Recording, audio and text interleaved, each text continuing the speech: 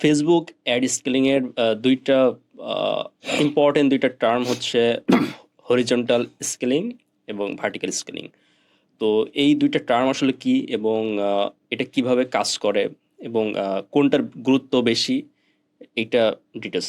Horizontal scaling মানে আমি যখন হরিজন্টালি যাচ্ছি, ভার্টিক্যাল স্কেল মানে যখন ডেপথে যাচ্ছি। বিষয়টা হচ্ছে যে কোনটা আগে কোনটা পরে। আমরা সবসময় বলি যে হরিজন্টাল স্কেলিংটা আগে, দেন ভার্টিক্যাল স্কেলিং। মানে দুইটার মধ্যে আসলে দুইটা কী জিনিস আসলে। প্রথম কথা হচ্ছে হরিজন্টাল স্কেলিং আমরা বলতে আমরা বুঝাই যে আমার যে অডিয়েন্সটা আছে তাকে বাড়ানো। লেটস সে আমি একটা অ্যাডে ভালো পারছি পারফরমেন্স, হ্যাঁ, আমি ধরে নিলাম যে হচ্ছে যে ধরেন একটা প্রোডাক্টের জন্য আমি শুধুমাত্র ঢাকা শহরকে টার্গেট করেছিলাম। ঢাকা শহরের হচ্ছে রিচ পিপলদেরকে টার্গেট করেছিলাম, তাদেরকে টার্গেট করে আমি ভালো রেজাল্ট পেয়েছি। এখন আমার এই সেলটা বাড়ানো লাগবে। তাহলে এই ধরনের মানুষ কি শুধু ঢাকা শহরে আছে? সারা বাংলাদেশেই তো কম বেশি আছে। এখন আগে আমরা হচ্ছে যে এটার হচ্ছে যে থট লেভেলে কাজ করব, প্ল্যানিং লেভেলে কাজ করব, একটু হচ্ছে যে রিসার্চ করে দেখবো এই ধরনের মানুষ আর কোন কোন জায়গায় বেশি। দেখা গেলো যে এই ধরনের মানুষ চট্টগ্রামেও আছে, সিলেটেও আছে, আরও কয়েকটা বিভাগীয় শহরে আছে। তাহলে প্রথমে হচ্ছে যে আমরা সেই জায়গাগুলোকে টার্গেট করে প্রত্যেকটার জন্য আলাদা আলাদা করে অ্যাডসেট ডিফাইন করব। একই ক্যাম্পেইনের ভিতরে অ্যাডসেট ডিফাইন করে তাহলে চট্টগ্রামের জন্য একটা অ্যাডসেট রেখে দিলাম, সিলেটের জন্য একটা অ্যাডসেট রেখে দিলাম, খুলনার জন্য একটা অ্যাডসেট রেখে দিলাম। এরকম 4-5টা বিভাগীয় শহর টার্গেট করে আমরা অ্যাড রান করালাম। এখন টেস্টিং করবো এখানে কোনটাতে বেশি ভালো চলে। তাহলে এই যে যে স্কেলিংটা করছি এটা হচ্ছে যে ভার্টিক্যাল স্কেলিং।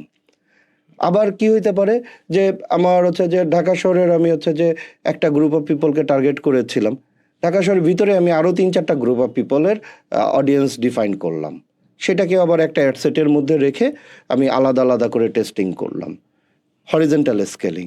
আবার কি হতে পারে না, একই গ্রুপ অফ পিপল আমি দেখছি যে এইখানে হচ্ছে যে আমার ডাটা বলছে এখানে হচ্ছে যে 10 লাখ লোক আছে, তার মধ্যে খুব অল্প কিছু আমার প্রোডাক্ট কিনেছে, কিন্তু কিনছে এই গ্রুপ অফ পিপল থেকে। তার মানে এখানে হচ্ছে যে আমার আরও স্কেলিং করার সুযোগ আছে, কিন্তু আমি অডিয়েন্সটাকে বাড়াবো না।